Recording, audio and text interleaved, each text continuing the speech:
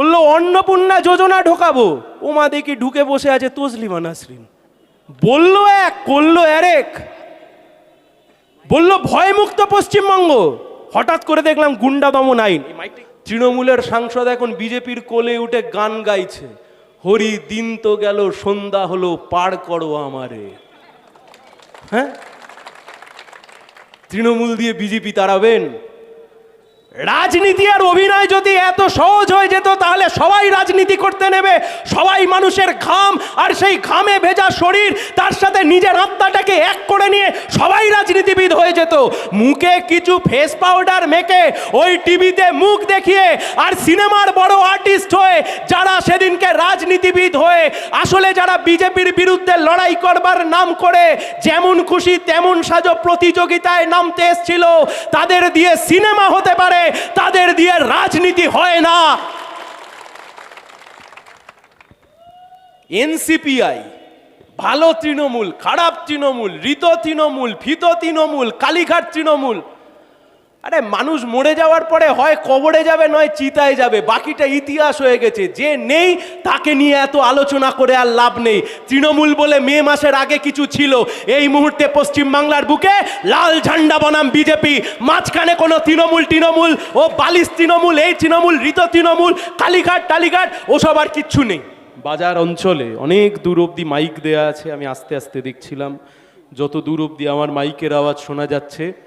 আমি সবাইকেই শুরুতে শুভেচ্ছা, অভিনন্দন এবং লাল সালাম জানাচ্ছি।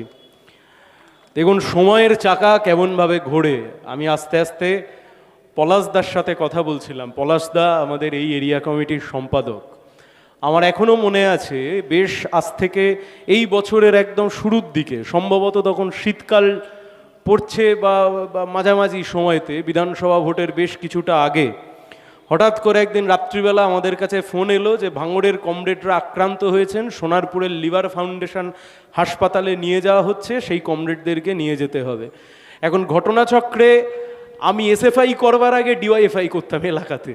এখন সেই সূত্রে ছোটবেলা থেকে আমরা পলাশদাকে দেখেছি। পলাশ গাঙ্গুলি সেই সময় ভাঙড়ের যুব নেতৃত্ব ছিলেন। সেই সময়তে পলাশদা যখন গেলাম সোনারপুরে, গিয়ে দেখলাম যে স্ট্রেচারে করে যাকে নামানো হচ্ছেন তিনি আমাদের কমরেড পলাশ গাঙ্গুলি। পাকাপোল এলাকাতে গণসংগ্রহ করতে গিয়ে আমাদের কমরেডদের ওপর আক্রমণ হয়েছিল। কমরেড পলাশ গাঙ্গুলি সহ আরও অনেক কমরেডস আমাদের, যারা সেই সময়তে গণসংগ্রহ করছিলেন পার্টির ডাকে, সেই সময়তে তৃণমূলের দুষ্কৃতী বাহিনী সেই সময়তে আমাদের ওপর আক্রমণ করে।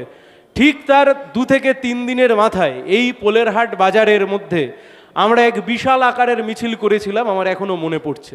আমি আস্তে আস্তে ভাবছিলাম যে সময়ের চাকা কত তাড়াতাড়ি ঘুরে যায়, সময় কত তাড়াতাড়ি বদলে যায়। আর মঞ্চে উঠে আমি জিজ্ঞেস করলাম পলাশদাকে যে পলাশদা সেদিন যারা আক্রমণ করেছিল তারা আজকে কি করে।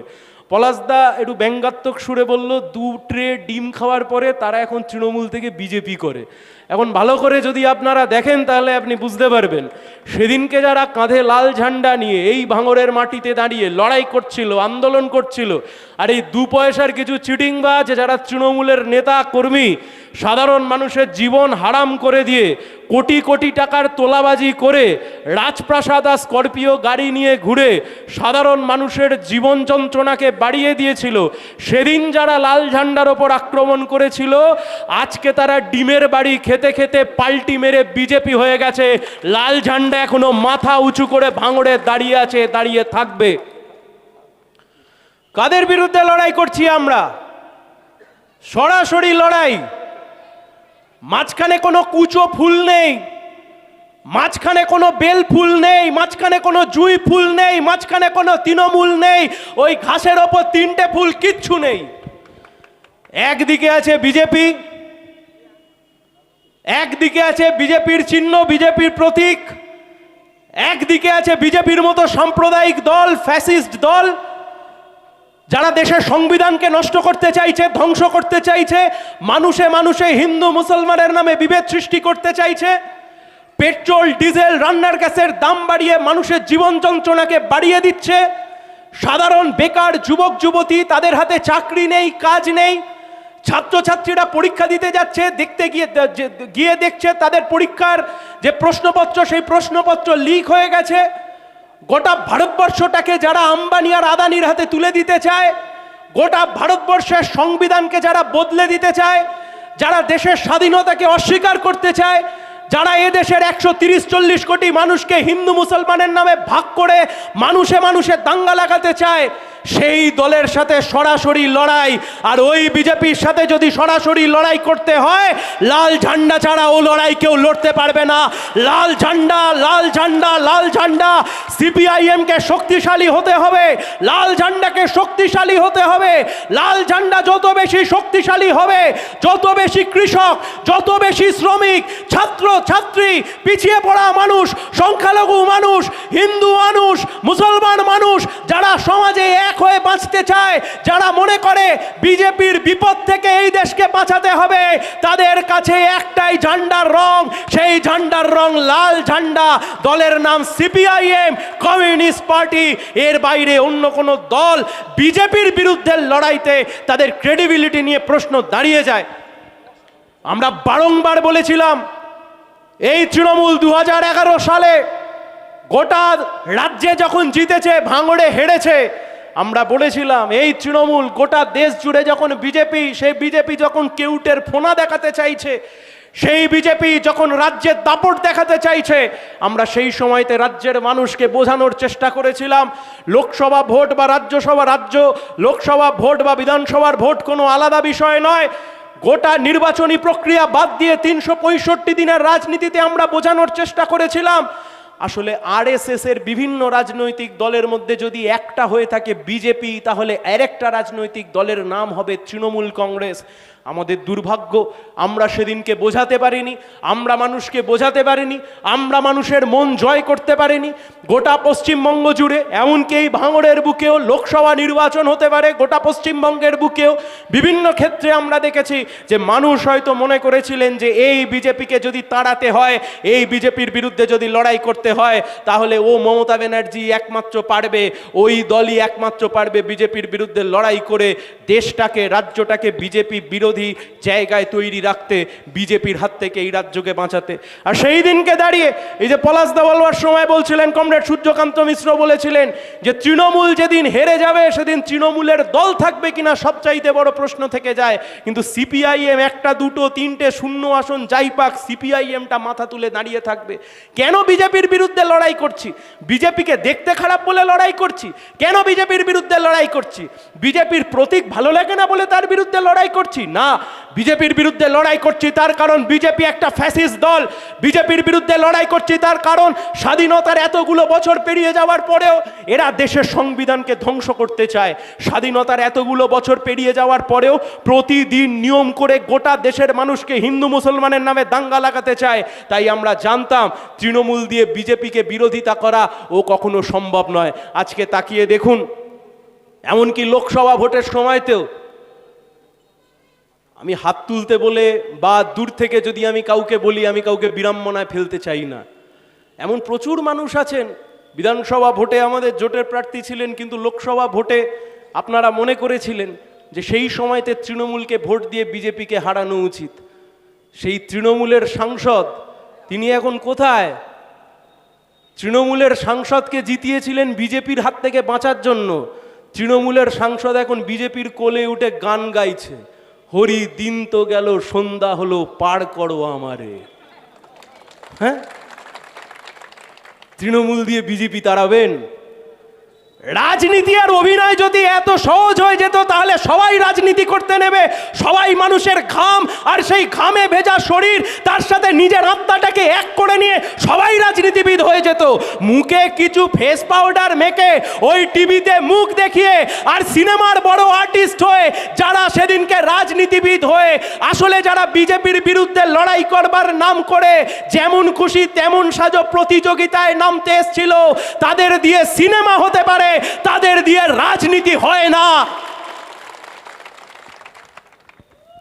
এনসিপিআই ভালো তৃণমূল, খারাপ তৃণমূল, ঋত তৃণমূল, ফিত তৃণমূল, কালীঘাট তৃণমূল, আরে মানুষ মরে যাওয়ার পরে হয় কবরে যাবে নয় চিতায় যাবে, বাকিটা ইতিহাস হয়ে গেছে। যে নেই তাকে নিয়ে এত আলোচনা করে আর লাভ নেই। তৃণমূল বলে মে মাসের আগে কিছু ছিল, এই মুহূর্তে পশ্চিমবাংলার বুকে লাল ঝান্ডা বনাম বিজেপি, মাঝখানে কোনো তৃণমূল ও বালিশ তৃণমূল, এই তৃণমূল, ঋত তৃণমূল, কালীঘাট টালীঘাট ওসব আর কিচ্ছু নেই। তাহলে সহজ কথা, কে লড়বে? লড়বে সিপিএম। সিপিএম যদি লড়ে, জেলও সিপিএমও খাটবে। সিপিএম লড়বে, সিপিএম জেলও খাটবে, সিপিএম মারও খাবে, কিন্তু সিপিএম ময়দান ছেড়ে চলে যাবে না, মাথা উঁচু করে দাঁড়িয়ে বিজেপির বিরুদ্ধে মোকাবিলা করবে। 1 মাসের কাছাকাছি হতে চললো লায়েক আলী জেল খাটছে। এই জেলার দক্ষিণ 24 পরগনা জেলা কমিটির সদস্য, বারুইপুর পশ্চিমের প্রার্থী ছিল, হেরে গেছে ভোটে, 3rd হয়েছে। এমনিতে আমরা সবাই 3rdই হচ্ছি আজকাল। মঞ্চে 1 2 মঞ্চে 2টো 3rd বসে আছে, দাঁড়িয়ে আছে আর কি। শেষের দিক থেকে আমরা প্রথম হয়েছি নির্বাচনে, কিন্তু মানুষের ভালোবাসা তো এখনো হারিয়ে যায়নি। লায়েক আলী বারুইপুর পশ্চিমের প্রার্থী ছিল। বিজেপি ক্ষমতায় আসবার পরে যতগুলো ধর্ষণের ঘটনা ঘটেছে, তার মধ্যে একটা অন্যতম ধর্ষণ এবং খুনের ঘটনা ঘটল। একটি ছোট্ট মেয়েকে, একটি ছোট্ট বোনকে খুন করে, ধর্ষণ করে খুন করা হলো। পুলিশ কোনো রকমের কোনো তদন্ত করলো না প্রথমের দিকে।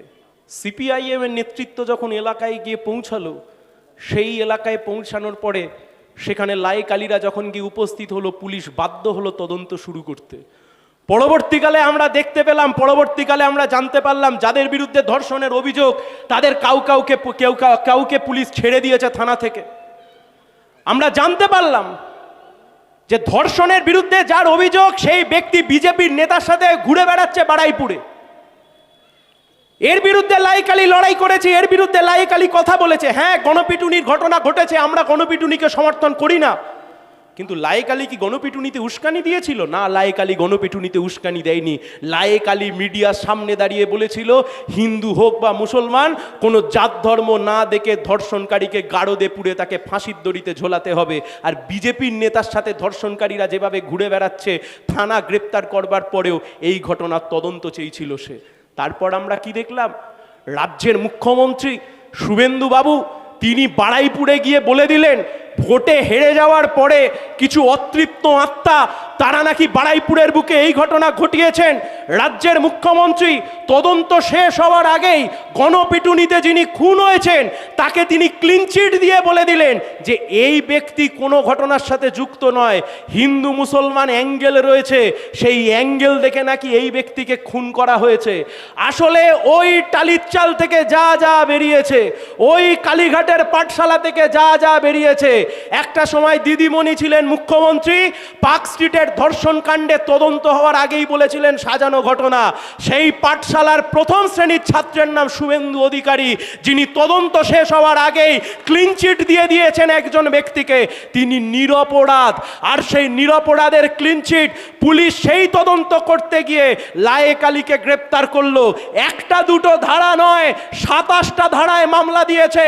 27টা ধারায় মামলা দিয়ে রাজ্যের পুলিশ, রাজ্যের প্রশাসন, রাজ্যের ডিআইজি, এই জেলার এসপি থেকে শুরু করে তাবড় তাবড় মাতব্বর বিজেপির নেতা, মন্ত্রী, সাংসদ, মুখ্যমন্ত্রী সবাই মিলে চ্যালেঞ্জ করেছে, এই তোমার লায়েককে আমরা ধরে গারদের মধ্যে ঢুকিয়ে দিলাম, তোমাদের যা করবার আছে করো। আর আমরা বলেছিলাম, তোমরা একটা লায়েক আলীকে তোমরা একটা লায়েক আলীকে জেলের মধ্যে ঢুকিয়েছো, আমরা হাজার হাজার লায়েক আলীকে রাস্তায় নামিয়ে দেব। লায়েক আলীর মুক্তির সমর্থনে বারুইপুরের বুকে যে মিছিল, লাল ঝান্ডা স্রোত ভেসে গিয়েছে, বিজেপি এখনো বুঝতে পারেনি লাল ঝান্ডা কি জিনিস। বিজেপি এখনো বুঝতে পারেনি যে সিপিআইএম কি জিনিস। বিজেপি চ্যালেঞ্জ ছুড়েছে সিপিআইএমকে, সিপিআইএম সেই চ্যালেঞ্জ গ্রহণ করেছে। আর গ্রহণ করে এই পোলের হাট থেকে দাঁড়িয়ে আপনাদেরকে কথা দিয়ে যাচ্ছি, পার্টির তরফ থেকে আমরা কথা দিয়ে যাচ্ছি, আজ নয় তো কাল লায়েক আলীর মুক্তি হবে। আবার কাঁধে লাল ঝান্ডা নিয়ে অন্যায়ের বিরুদ্ধে প্রতিবাদে সোচ্চার হবে লায়েক আলী। বিজেপির বিরুদ্ধে কথা বলবে লায়েক আলী, আরএসএস এর বিরুদ্ধে কথা বলবে লায়েক আলী। বিজেপির কাছ থেকে দেশপ্রেম শিখবো আমরা। ক্ষমতায় আসবার আগে বিজেপি বলল ক্ষমতায় এলেই 450 টাকায় গ্যাস দেব। এখন 450 টাকায় গ্যাস না দিক, কিন্তু মন্ত্রীরা যে আকচার গ্যাস দিচ্ছে সেটা আমরা দেখতে পাচ্ছি। গ্যাসের দাম 450 হয়নি, কিন্তু মন্ত্রীরা হেভি গ্যাস দিচ্ছে, যা পাচ্ছে গ্যাস দিচ্ছে। ক্ষমতায় আসবার আগে বললো 450 টাকায় গ্যাস, কোথায় 450 টাকায় গ্যাস? ক্ষমতায় আসবার আগে বললো বিদ্যুতের ইউনিটের দাম কমাবো, কোথায় গেল বিদ্যুতের ইউনিটের দাম? ক্ষমতায় আসবার আগে বললো সব মহিলার ব্যাংক অ্যাকাউন্টে অন্নপূর্ণা যোজনার টাকা ঢোকাবো, বললো অন্নপূর্ণা যোজনা দেব, বললো অন্নপূর্ণা যোজনা ঢোকাবো।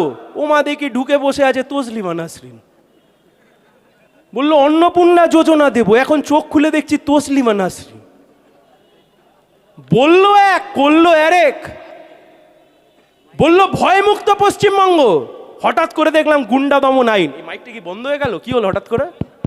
হ্যাঁ চলছে, আজান হবে, বাইরের মাইকটা বন্ধ করা হবে। ও বাইরের মাইকটা বন্ধ আছে, ঠিক আছে, 5 মিনিট পরে বা 4 মিনিট পরে যা হবে অন করে দেবে। আমি আপনাদের কাছে ভাববার জন্য অনুরোধ করছি। কাটবো? একটু অপেক্ষা করো। আচ্ছা, কিছুক্ষণের জন্য মিটিংটা আমরা স্থগিত রাখলাম। এক